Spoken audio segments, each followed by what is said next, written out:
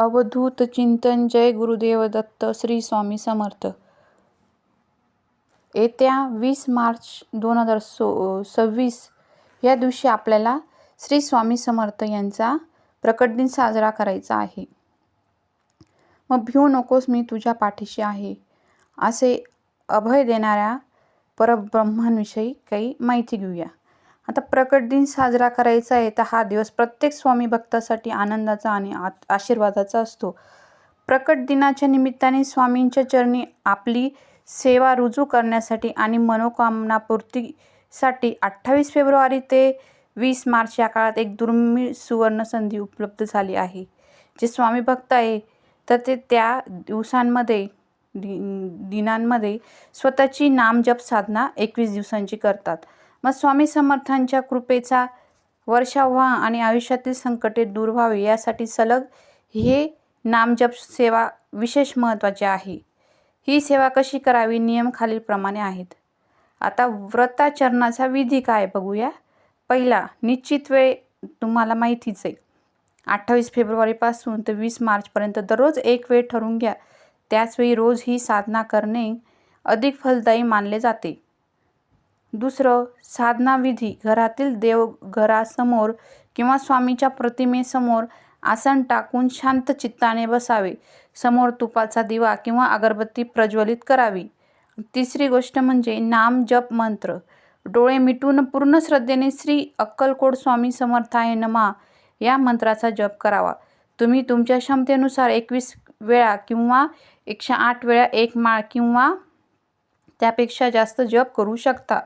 चौथं म्हणजे इच्छापूर्तीसाठी प्रार्थना करण्यापूर्वी स्वामींना आपली मनोकामना विनवणी स्वरूपात सांगावी आणि जप पूर्ण झाल्यावर स्वामींच्या चरणी नतमस्तक व्हावे. मग ह्या सेवेचे फळ काय आहे? इच्छापूर्ती. आपल्या मनात जी भावना आहे ती आपण स्वामींकडे मागणी करायची आहे. मग ही निस्वार्थ नामस्मरणामुळे स्वामी भक्ताच्या हाकेला धावून येतात आणि सत्कार्य पूर्ण करतात. मानसिक शांतता ही रोजच्या धावपळीच्या आयुष्यात मनाला मिळणारी अस्वस्थता दूर होऊन प्रगाढ शांतता लाभते. मग स्वामींची कृपा ही या जपाने तुम्ही स्वामींच्या जवळ जाता आणि आशीर्वादाच्या वलयामध्ये राहतात. बघा, आता स्वामी भक्तांसाठी महत्त्वाचा संदेश म्हणजे ही केवळ एक कृती नसून ती स्वामींशी जोडले जाण्याची एक भक्तिपूर्ण प्रक्रिया आहे. ह्या दिवसांच्या प्रवासात तुमचे आचरण शुद्ध ठेवा. श्रद्धेच्या बळावर स्वामींचे नामस्मरण करा. स्वामी समर्थ तुमच्या पाठीशी खंबीरपणे उभे आहेत. आता प्रकट दिनी स्वामी समर्थ पूजन विधी कसा करायचा? पुन्हा आपल्याला ह्या गोष्टी समजत नाही की नेमकं काय करावं लागतं. आजकाल स्वामी भक्त हे दिवसेंदिवस वाढत आहेत, जे शाकाहारी भोजन करतात आणि आपले मन शांतिमय ठेवतात. सर्वप्रथम सकाळी लवकर उठून नित्यकर्मे आटपून शुचिभूत व्हावे. ज्या ठिकाणी पूजा करणार आहेत ती जागा स्वच्छ करून घ्यावी. एका चौरंगावर स्वामींची प्रतिमा किंवा मूर्ती स्थापन करावी. त्यानंतर स्वामी पूजनाचा संकल्प करावा. स्वामींचे आवाहन करावे. यानंतर पंचामृत अभिषेक अर्पण करून त्याचाच नैवेद्य दाखवावा. मुख्य अभिषेक करावा. अभिषेक झाल्यानंतर वस्त्र, गंध, अक्षता, तुळशीची पाने, ऋतुकालोद्भव फुले म्हणजे ऋतूनुसार जी फुले येतात ते अर्पण करावी. फळे स्वामींना अर्पण करावी. जी असतील ती. धूप दीप नैवेद्य दाखवून स्वामींची आरती करावी.